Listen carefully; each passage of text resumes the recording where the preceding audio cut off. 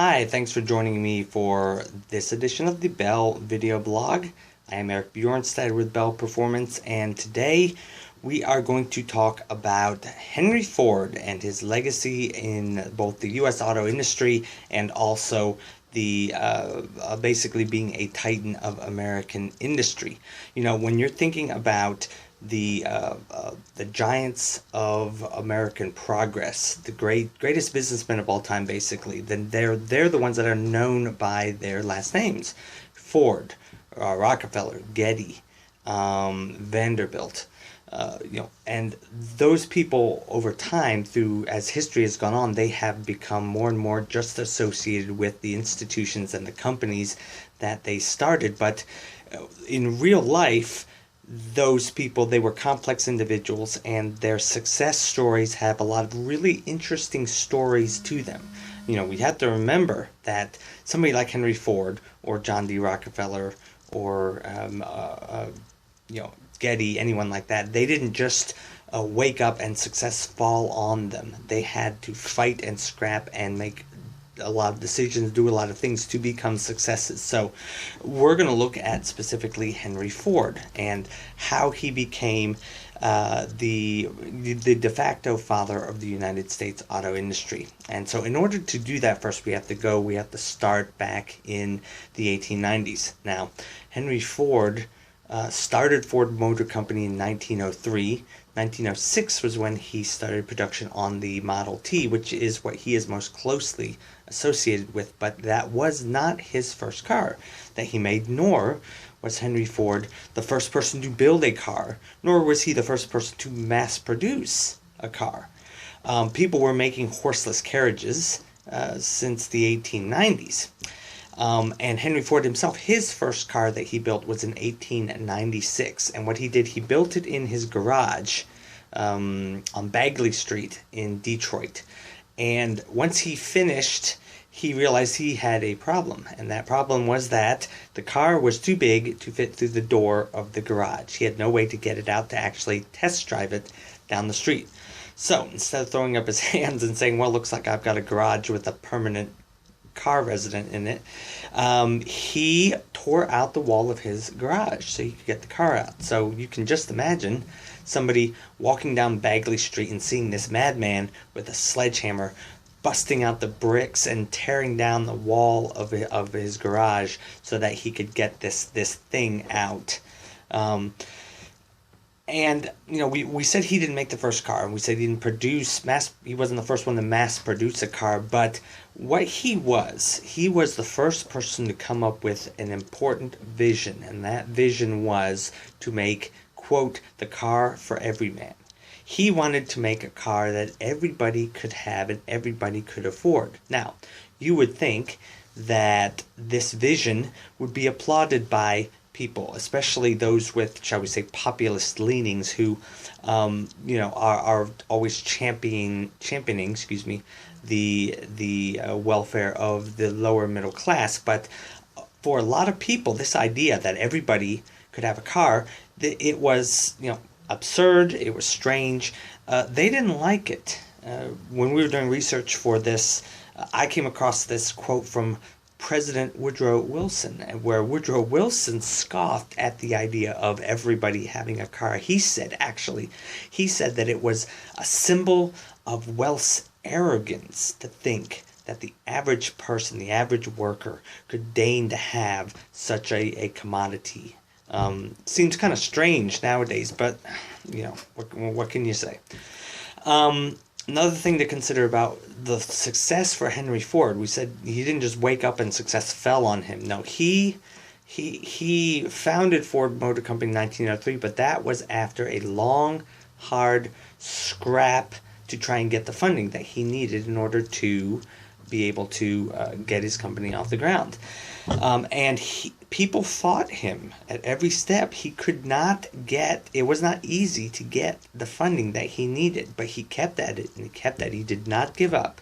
Eventually, he was able to get enough funding to be able to start Ford Motor Company in 1903. Now, A while back, if you look on the Bell blog, you'll see we did a blog a couple months ago, chronologically, about his grandson, William Ford Jr., and about William Ford's Continental Mark II automobile, and about how the quality, the emphasis on quality that went into that.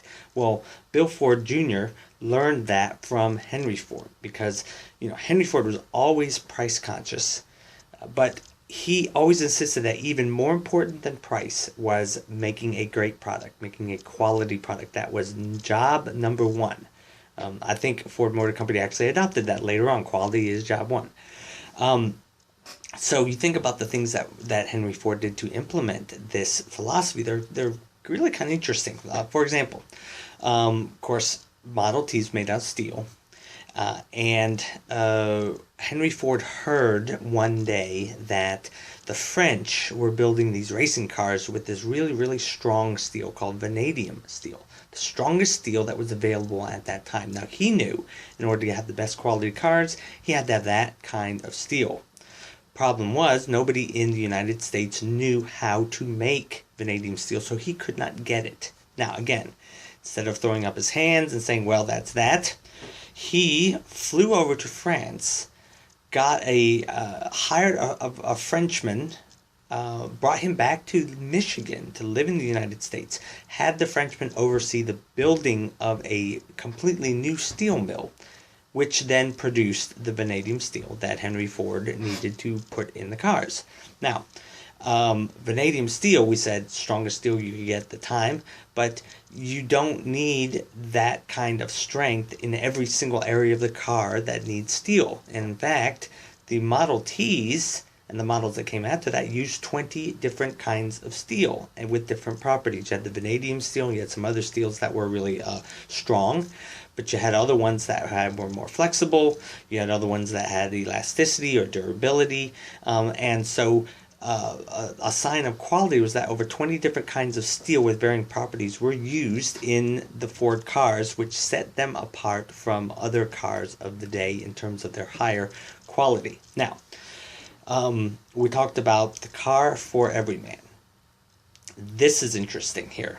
The relationship of that philosophy to the cost of the car. Now, when the Model T came out in 1906, the average car at the time cost about $2,000. Now, I'm not sure what that relates to in 21st century money, but suffice it to say, it was probably a fairly big chunk of change. $2,000 average price for a new car. Henry Ford brings out the Model T, the car for every man, prices it at $850. That's 40%, or if you look at the other way, 60% lower than everybody else's. Well,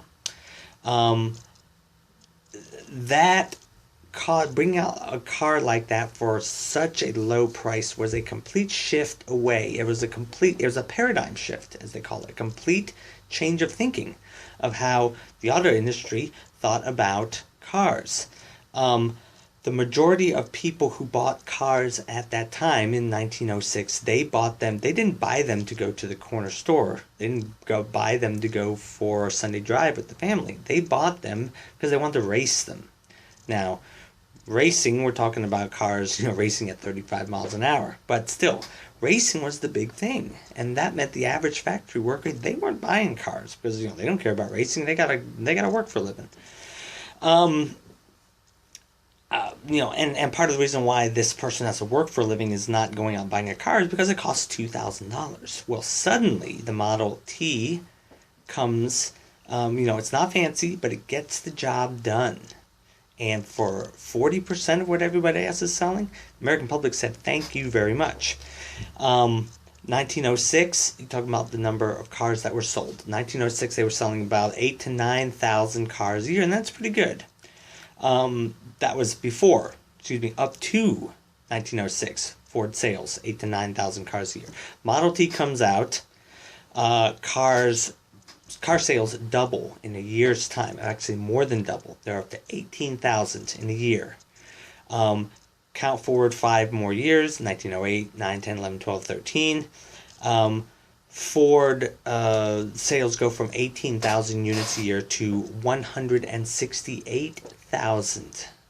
Now, What do you think that did to their cash flow? Well, they're making $850 a car. They're doing just fine. However, what Ford did is as those sales increased, he actually cut the price of the car. The more cars he sold, the less he sold them for. He cut the car from $850 to $600, and the sales have gone from 9,000 to 168,000 a year, and then they go from 168 in 1 year span to 234,000. That's an increase of like 65,000 units, an increase of 65,000 units, an increase of like 8 times what their previous entire yearly sales used to be.